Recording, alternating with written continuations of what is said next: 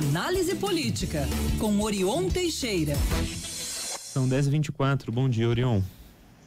Bom dia, Lucas, Luciana, Murilo e ouvintes espectadores da Band News. Prazer voltar a falar com vocês. Prazer é nosso. Sempre nosso. Orion, o Murilo até chegou a comentar aqui logo na abertura do jornal, en passant, e agora vamos aprofundar aqui o assunto. O deputado Antônio Carlos Arantes e o partido dele e o seu partido, né, vai apoiar o candidato de oposição a Zema para a presidência da Assembleia. E lá no governo Zema, a luz vermelha já está acesa?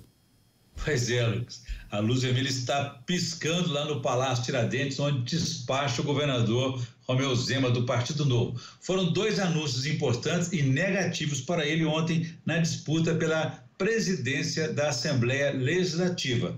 Primeiro, a renúncia do deputado Antônio Carlos Arantes, do PL, atual primeiro vice-presidente da Assembleia Legislativa. Ele era candidato, agora não é mais a presidente da Assembleia. E o segundo fato foi a decisão consensual da bancada dele, do partido dele, o PL, que conta com 9 deputados, é a segunda maior bancada na Assembleia. Vão apoiar Tadeuzinho Leite, do MDB, que está no campo oposto ao do candidato do governo, o Roberto Andrade, do Avante. Com o apoio, Tadeuzinho favorece muito a sua candidatura, que deverá também ter o apoio consensual do PT, que é a maior bancada na Assembleia, com 12 deputados, além dos aliados do PT, que são o PSOL, o PCdoB, PV, que formam uma federação de 12 deputados na Assembleia. Antônio Arantes, ele retirou a candidatura a presidente depois de ter sido preterido pelo coordenador político de Zema, o secretário Igor Eto, que antes havia também preterido outro aliado, o deputado Gustavo Valadares, do PMN. Para muitos, Valadares sentiu-se traído, mas não vai abandonar a base do governo nem votar contra o candidato do governo. Já a bancada do PL, que é governista, ela reagiu ao que chamou de imposição do secretário Igor, do candidato dele, governista, sobre a Assembleia. A reclamação é pela condução e não pelo nome escolhido por Igor.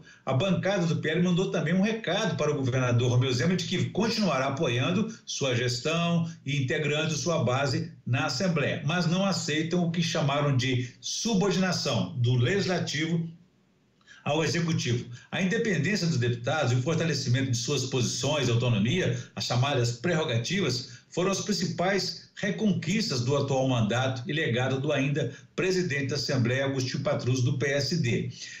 Para esses deputados, o que está em disputa, Lucas, é a presidência da Assembleia e não o controle político sobre a Assembleia. Esse pode ser o erro fatal do secretário de coordenação política. Sobre as outras bancadas, pode até haver aí um efeito chamado dominó, porque nenhum deputado quer correr o risco de votar contra o futuro presidente da Assembleia, porque isso seria fatal para a atuação deles no Legislativo. Se perceberem que os sinais favorecem determinado candidato, não se farão de rogados, sabem que o mais importante é a sobrevivência política deles antes de defender o governo.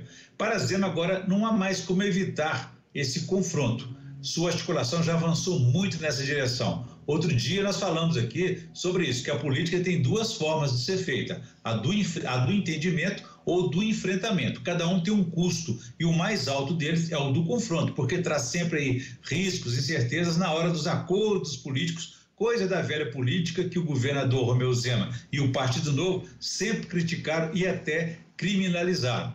Tudo tem consequência na política, Lucas, e a escolha de Zema foi a do confronto. Aliás, o mesmo caminho que ele está fazendo junto ao governo federal, o que coloca em risco, por exemplo, as suas propostas, projetos dele, como a homologação de 2 de seus principais projetos que estão chegando à mesa do presidente Lula: o leilão do metrô de Belo Horizonte e a adesão de Minas ao regime de recuperação fiscal. Ainda que Zema perca a disputa pela presidência da Assembleia, ele deverá ter o apoio da maioria na casa, ainda que bamba, para aprovar seus projetos, como o regime de recuperação fiscal. Mas a essa altura, o problema desse regime de recuperação fiscal, desse arroxo fiscal, não é mais da Assembleia, e sim do governo federal.